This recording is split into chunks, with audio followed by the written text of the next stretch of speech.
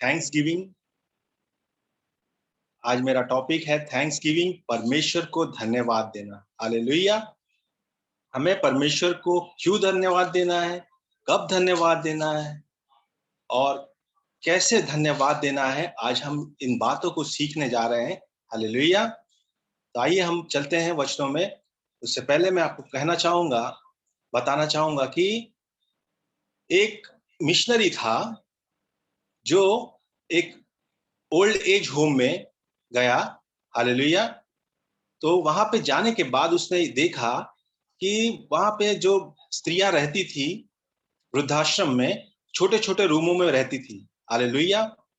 तो उसने जब जाके एक रूम में देखा तो एक जो बूढ़ी महिला थी, वो बहुत ही तकलीफ में थी, बीमार थी। उस मिशनरी ने उस महिला से कहा कि आपकी तबीयत ठीक नहीं लग रही है, मैं आपके लिए कोई सहायता भेजता हूँ। हालेलुया। तो उस महिला ने उस मिशनरी से कहा कि मेरे पास यीशु मसीह है, मुझे किसी चीज की जरूरत नहीं है। हालेलुया। उस बूढ़ी महिला ने कहा मेरे पास यीशु मसीह है, मुझे किसी भी चीज की आवश्यकता नहीं है। मिशनरी को ये बात बहुत पसंद आई और वो अचंभे में पड़ गया। और वो जब वापस आया और अपने मिशनरी अपने कंपाउंड में गया और उसने क्या किया, उसके घर के बाहर उसने एक बोर्ड पे ये जो बूढ़ी महिला ने शब्द कहा था वो लिख दिया कि मेरे पास यीशु मसीहा है, मुझे किसी चीज की आवश्यकता नहीं है। हालेलुया। तो जब बहुत से लोग मिशनरी के पास आते थे और उन्होंने ये बोर्ड को देखा तो उन्होंने उससे पूछा कि ये लाइन आपको कहाँ से मिली।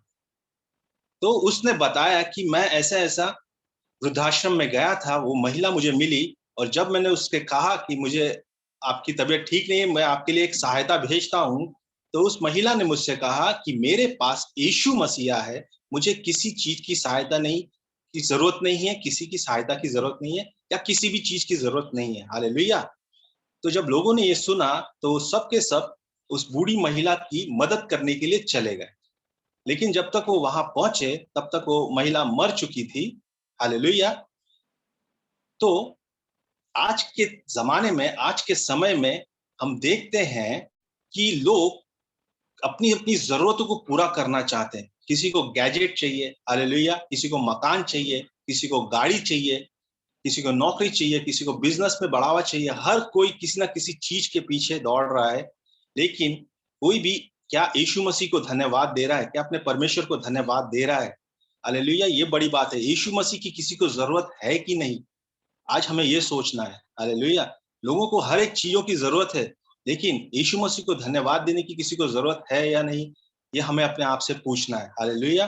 क्योंकि बहुत जरूरी है, बाइबल हमें सिखाती है कि हमें हमारे परमेश्वर को धन्यवाद देना है। आइए हम वचनों में चलते हैं और हम निकालेंगे इफिसियों की पत्री, इसका 5वां अध्याय वचन 18 से 20 हम पढ़ेंगे। इफिसियों की पत्री, इसका 5वां अध्याय वचन 18 से 20। यहाँ पे पौलुस जो है इफिसियों की कलीसिया को लिख रहा है, उन्हें समझा रहा है, उन्हें बता रहा है। हम पढ़ेंगे इफिसियों की पत्री 5वां अध्याय वचन 18 से पढ़ेंगे। दाखरस से मतवाले न बनो, हाँ, क्योंकि इससे लुचपन होता है। हाँ, पर आत्मा से परिपूर्ण होते जाओ। पर आत्मा से परिपूर्ण होते जाओ। हालेलुया। जो आत्मिक व्यक्ति रहता है वो आत्मा से जब परिपूर्ण होता है तो क्या करता है, आगे और पढ़ेंगे। आपस में भजन और स्तुति गान और आत्मिक गीत गाया करो। हाँ, आपस में भजन और स्तुति गान। जो आत्मिक व्यक्ति होता है वो अंदर ही अंदर अपने मन में भी, आपस में भी, एक दूसरे के साथ या अपने अपने मन में भजन स्तुति गान और आत्मिक गीत गाया करो। आत्मिक गीत गाते रहता है और अपने अपने मन में प्रभु के सामने गाते और कीर्तन करते रहो। हाँ, अपने अपने मन में हमेशा याद रखिए, अपने अपने मन में परमेश्वर के लिए निरंतर हमें गीत गाना है और कीर्तन करना है। हालेलुया। आगे, और सदा सब बातों के लिए हमारे प्रभु यीशु मसीह के नाम से परमेश्वर पिता का धन्यवाद करते रहो। सदा सदा लिखा है, मैंने कि हमेशा सारी बातों में हमारे प्रभु मसीह के नाम से परमेश्वर पिता का धन्यवाद करते रहो। प्रभु यीशु मसीह के नाम से पिता का धन्यवाद करते रहो। हालेलुया। आज हम अपने आप को जांचेंगे, आत्मिक व्यक्ति यदि हम हैं तो हमें निरंतर परमेश्वर को धन्यवाद देना, स्तुति करना है, महिमा करना है, आराधना करना है। हालेलुया। मन में, अपने मन में परमेश्वर के गीत गा के भजन कीर्तन करते रहना है। बाइबल हमें सिखाती है ये वचन नहीं है, ये परमेश्वर की आज्ञा है। देखिए पौलुस जो है पहले थिस्सलुनीयों में 5वां अध्याय उसका 18 में भी यही बात दोहराता है। थिस्सलुनी की पत्री इसका पहली थिस्सलुनी इसका 5वां अध्याय वचन 18 हम पढ़ेंगे। हर बात में धन्यवाद करो, हालेलुया, हर बात में धन्यवाद करो देता पौलुस कहता है, हर बात में धन्यवाद करो क्योंकि तुम्हारे लिए क्योंकि मसीह यीशु में परमेश्वर की यही इच्छा है। फिर वही बात पौलुस रिपीट करता है कि हर बात में धन्यवाद करो क्योंकि तुम्हारे लिए मसीह यीशु में परमेश्वर की यही इच्छा है। परमेश्वर की इच्छा है। हालेलुया, किसी मनुष्य की नहीं, परमेश्वर की ये इच्छा है कि हम धन्यवाद करते रहे। लोग कहते हैं कि अरे पास्टर साहब हमारे तो इतना प्रॉब्लम चल रहा है, हालेलुया, हमारे फाइनेंशियल प्रॉब्लम है, हमारे हेल्थ के प्रॉब्लम है, हम कैसे परमेश्वर को धन्यवाद दें इस प्रॉब्लमों में, इस समस्याओं में हम कैसे इस परिस्थितियों में परमेश्वर कैसे धन्यवाद दें। हालेलुया, तो हम देखते हैं वचन कहता है याकूब की किताब में, हम देखेंगे याकूब की पत्री इसका पहला अध्याय वचन 2 से पढ़ेंगे हम। याकूब पत्री इसका हालेलुया, पढ़िए। हे मेरे भाइयों, जब तुम नाना प्रकार की परीक्षाओं में पढ़ो। हाँ देखिए याकूब यहाँ क्या कह रहा है कि हे मेरे भाइयों, जब तुम नाना प्रकार की परीक्षाओं में पढ़ो। हम कहते हैं ना कि अरे हम तो इस परिस्थिति से गुजर रहे हैं, हमारा तो ऐसा नहीं चल रहा, मतलब ठीक नहीं चल रहा है। लेकिन याकूब यहाँ पे कह रहा है, फिर से पढ़ेंगे, हे मेरे भाइयों, जब तुम नाना प्रकार की परीक्षाओं में हाँ, जब तुम नाना प्रकार की परीक्षाओं में पढ़ो तो इसको पूरे आनंद की बात समझो। हालेलुया, इसको पूरे आनंद की बात समझो।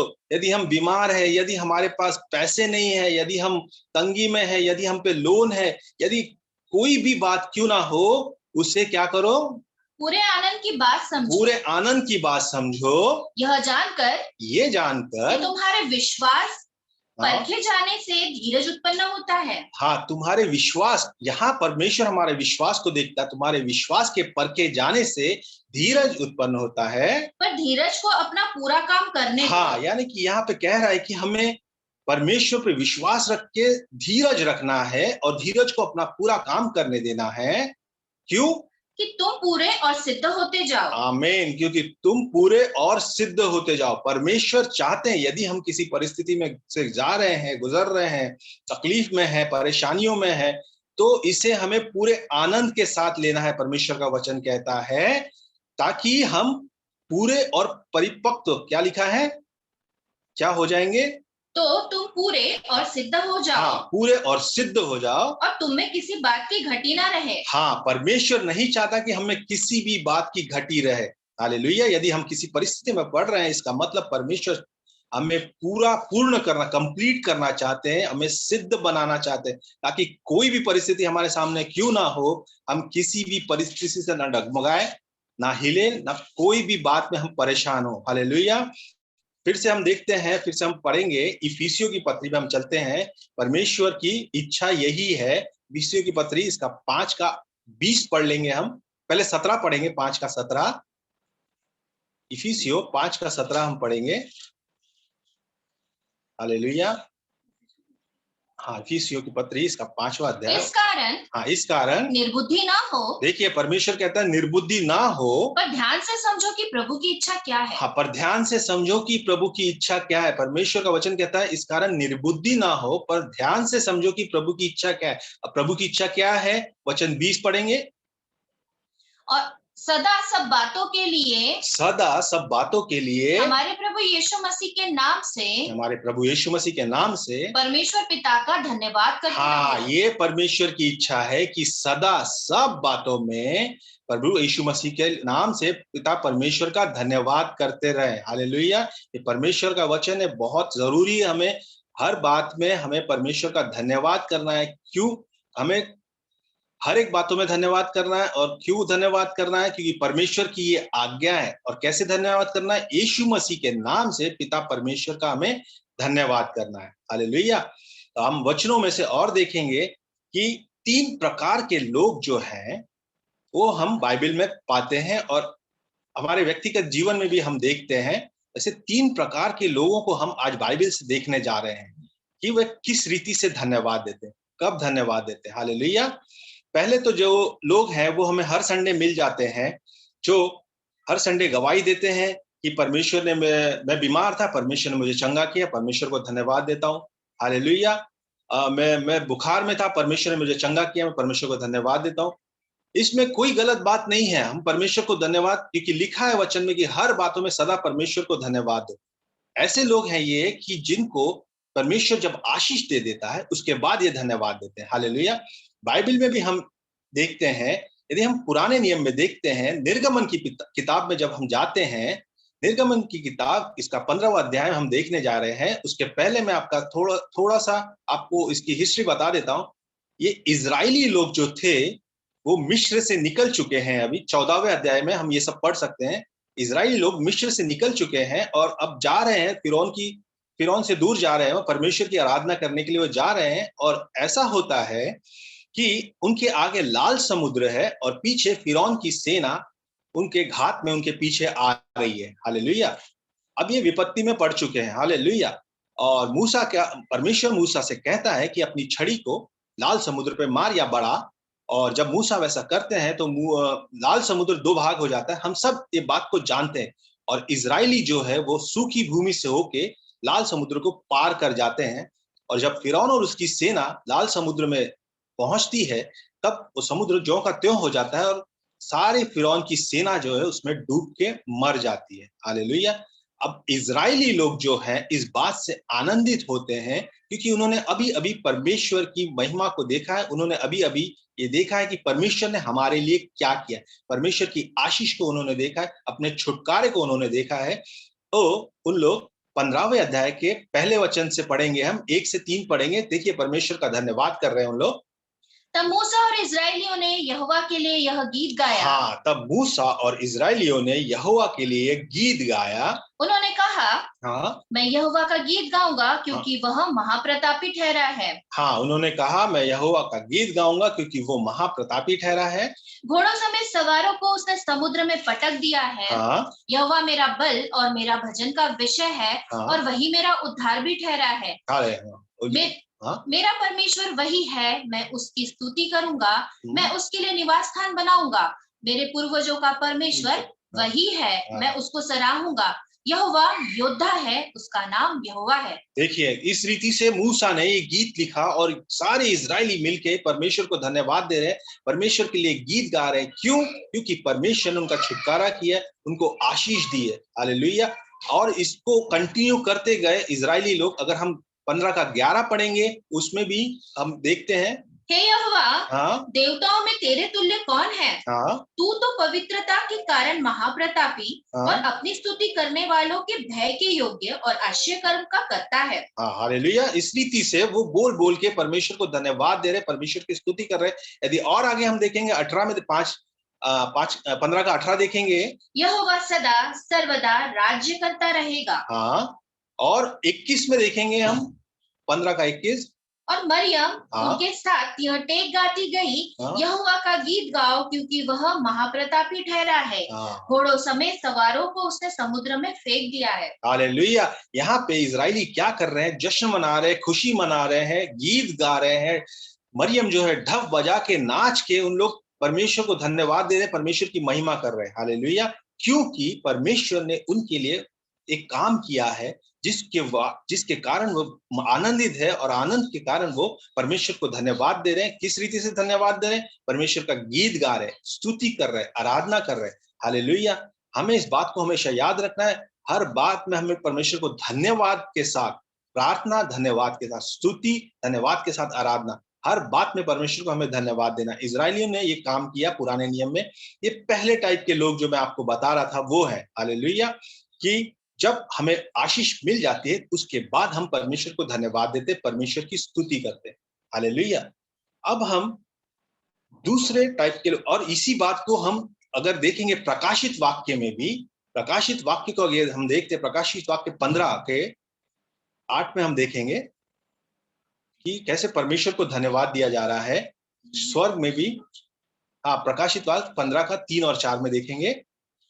वे परमेश्वर के दास मूसा का गीत और मेमने का गीत गा गा कर कहते थे। ये स्वर्ग में हो रही है ये बातें। हालेलुया। स्वर्ग में ये कर रहे हैं। ये मूसा का जो गीत है वो भी स्वर्ग में गाया जा रहा है। जो अभी हमने ये गीत देखा निर्गमन की किताब इसके 15वें अध्याय में उसी को रिपीट किया गया है प्रकाशित वाक्य 15 के 3 में। फिर से पढ़ेंगे। वे परमेश्वर के दास वे मूसा यानी कि जो स्वर्गदूत हैं, हाँ, परमेश्वर के दास मूसा का गीत हाँ, और मेमने का गीत गा गा कर कहते थे, हाँ, हे सर्वशक्तिमान प्रभु परमेश्वर, तेरा कार्य महान और अद्भुत है। हाँ, हे युग युग के राजा, तेरी चाल ठीक और सच्ची है। हे प्रभु, कौन तुझसे न डरेगा और तेरे नाम की महिमा न करेगा, क्योंकि केवल तू ही पवित्र है। सारी जातियां आकर तेरे सामने दंडवत करेगी। हालेलुया। ये बातें जो है ये स्वर्ग में भी परमेश्वर का धन्यवाद दिया जा रहा है। हालेलुया। केवल हम मनुष्य ही नहीं परंतु स्वर्गदूत निरंतर परमेश्वर को धन्यवाद देते हैं, स्तुति करते हैं, उसके गीत गाते हैं। हालेलुया। तो हमें ये पहले साइड के लोग दिखाई देते हैं जो कि जब उनको आशीष मिल जाती उसके बाद वो परमेश्वर को धन्यवाद देते हैं। इस बात में कोई बुराई नहीं है, हमें देना है परमेश्वर को धन्यवाद। परमेश्वर हमें आशीष दे या ना दे, हालेलुया, मैं ये आपको कहना चाहता हूं।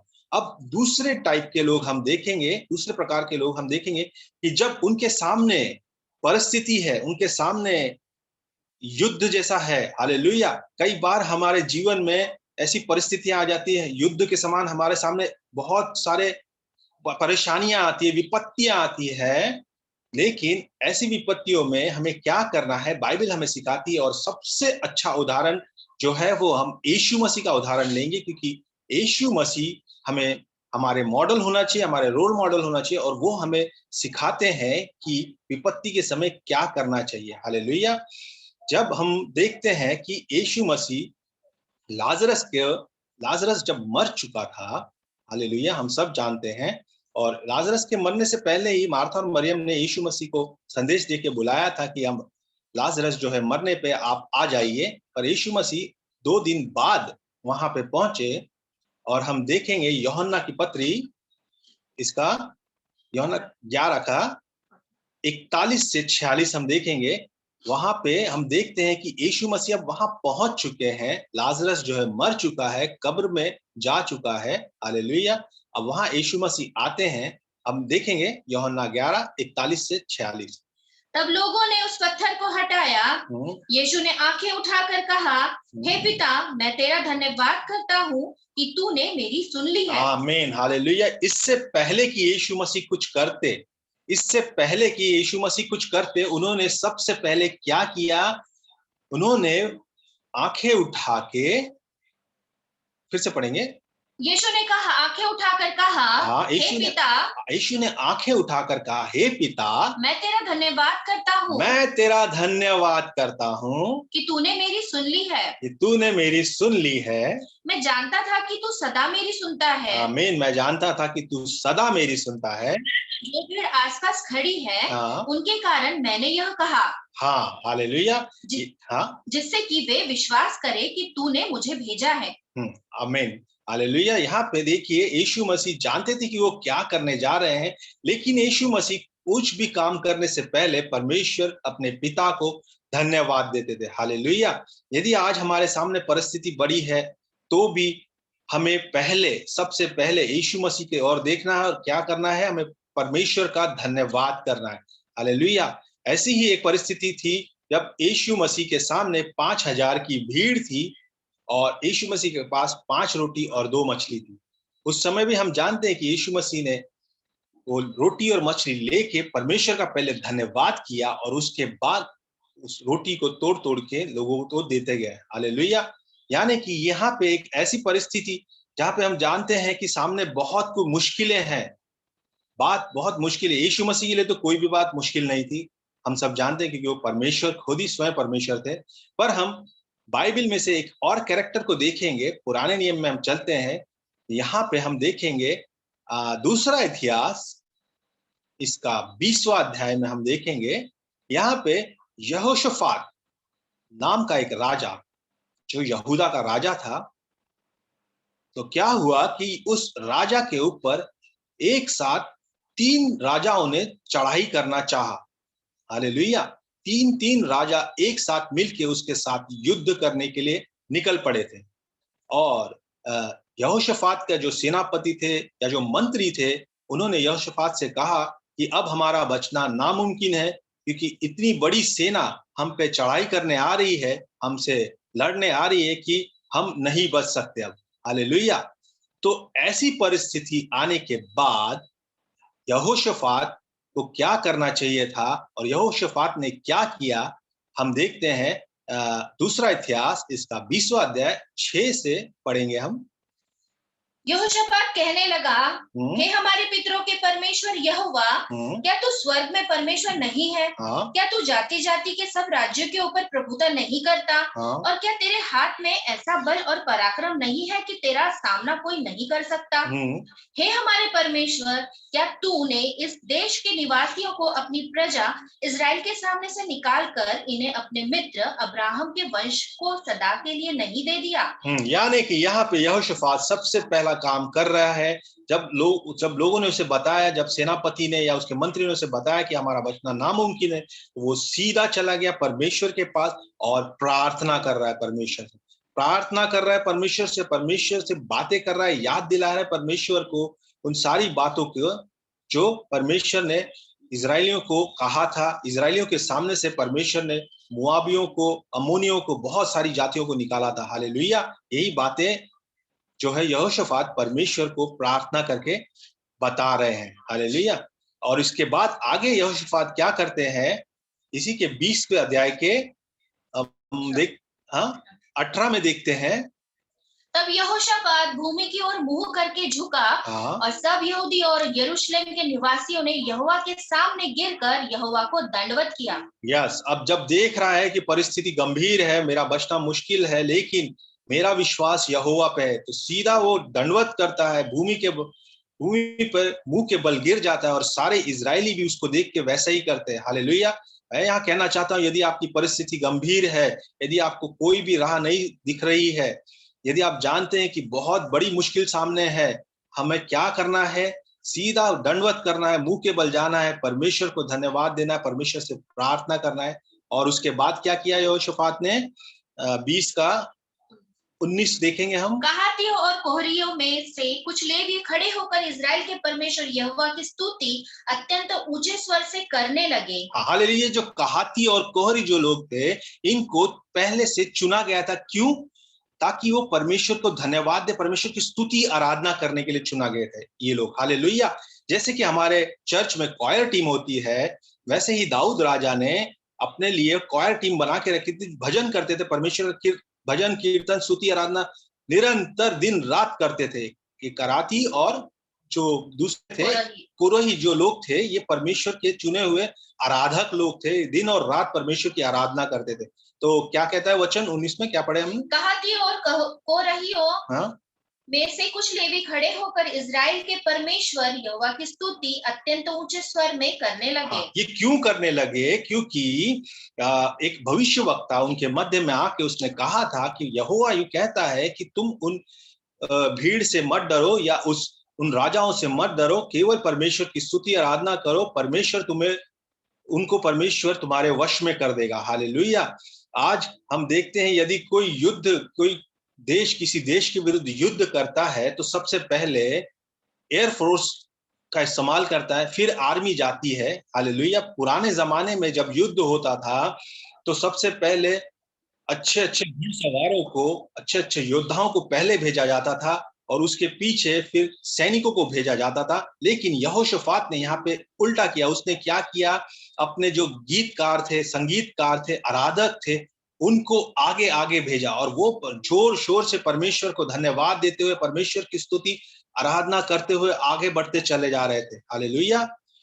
तो इसके बाद क्या हुआ कि यदि आप इस पूरा 20वें वचन को, 20वें अध्याय को पढ़ोगे, तो आपको पता चलेगा कि आगे जाके क्या हुआ कि जो अमोनी और मुआबी लोग थे, उनको घातकों ने उनको ऊपर हमला कर दिया और वे आपस में ही लड़ने लगे। परमेश्वर ने ऐसा गड़बड़ी पैदा किया उस दुश्मनों के कैंप में कि वो आपस में ही एक दूसरे के साथ लड़ने झगड़ने लगे, एक दूसरे को काटने लगे।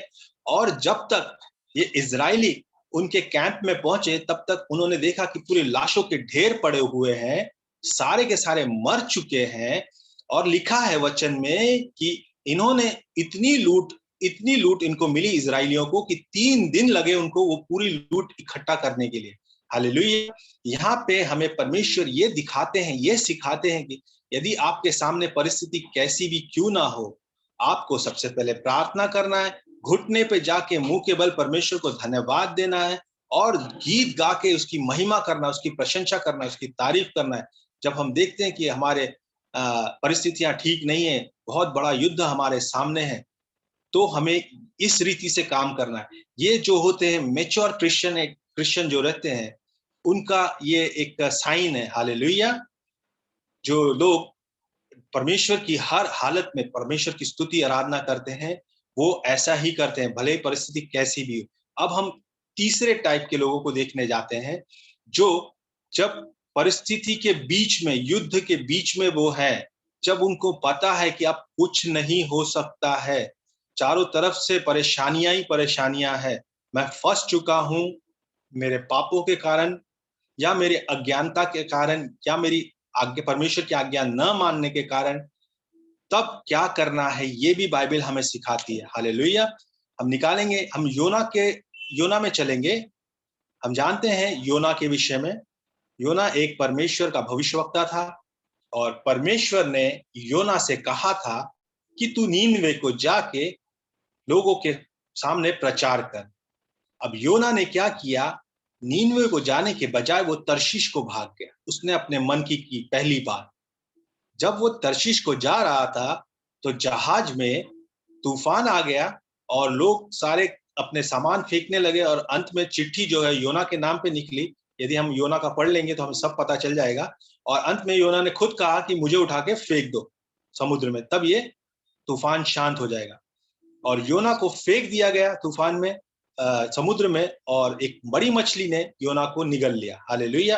अब ऐसी परिस्थिति में योना है, योना जानता है कि मैंने पाप किया, मैंने गलत काम किया, मैंने परमेश्वर की आज्ञा नहीं मानी, इसलिए मैं इस परिस्थिति में पड़ा हुआ हूं। हालेलुया। हो सकता है 2020 में आपने ऐसी कोई गलतियां की हो, परमेश्वर के खिलाफ कुछ काम किया हो, परमेश्वर के खिलाफ, परमेश्वर की आज्ञा को तोड़ा हो, और 2021 में आप ऐसी परिस्थिति में आ गए हो कि कुछ भी आपको सही नहीं लग रहा। हालेलुया।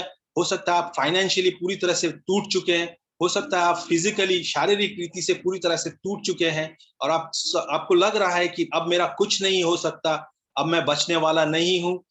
तो हमें परमेश्वर का वचन आज कहता है, हम निकालेंगे योना की पत्री, इसका दूसरा अध्याय वचन 7 से पढ़ेंगे। योना की प्रार्थना को हम देखेंगे। वो मछली के पेट से परमेश्वर से प्रार्थना कर रहा है। जब मैं मुर्झा खाने लगा, हाँ, योना कहता है कि जब मैं मुर्झा खाने लगा, तब मैंने यहोवा को स्मरण किया, और मेरी प्रार्थना तेरे पास वरन तेरे पवित्र मंदिर में पहुंच गई। हाँ, मेरी प्रार्थना तेरे पास वरन तेरे पवित्र मंदिर में पहुंच गई।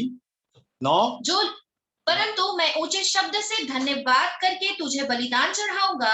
हाँ, परंतु मैं ऊंचे शब्द से, हालेलुया, ऊंचे शब्द से धन्यवाद करके तेरी बलिदान चढ़ाऊंगा। आज हम पढ़िए। जो मन्नत मैंने मानी उसको पूरी करूंगा। उद्धार यहोवा ही से होता है। उद्धार यहोवा ही से होता है। बड़े ऊंचे शब्द से धन्यवाद दे रहा है। आज हम देखते हैं कलीसिया में जब हम गाना गाते हैं, गीत गाते हैं, बहुत से लोगों के मुंह बंद रहते हैं। हालेलुया। कोई गा नहीं पाता। हालेलुया। किसी की आवाज नहीं निकलती। पिक्चरों के गाने गाने में लोग एक नंबर चिल्ला चिल्ला के गाते हैं, लेकिन परमेश्वर की स्तुति आराधना करने के लिए उनके गले जैसे किसी ने दबा दिया हो, ऐसा होता है। लेकिन योना कहता है हमें ऊंचे स्वर से परमेश्वर को धन्यवाद देना है। हालेलुया। समय होते जा रहा है। मैं आपसे विनती करूंगा, यदि बीच में कट जाए तो रिजॉइन कर लीजिएगा, क्योंकि ये वचन आज ही हम खत्म कर देंगे। हालेलुया। प्लीज रिजॉइन कर लीजिएगा। तो यहाँ पे योना कहता है, फिर से हम पढ़ेंगे योना 2:7।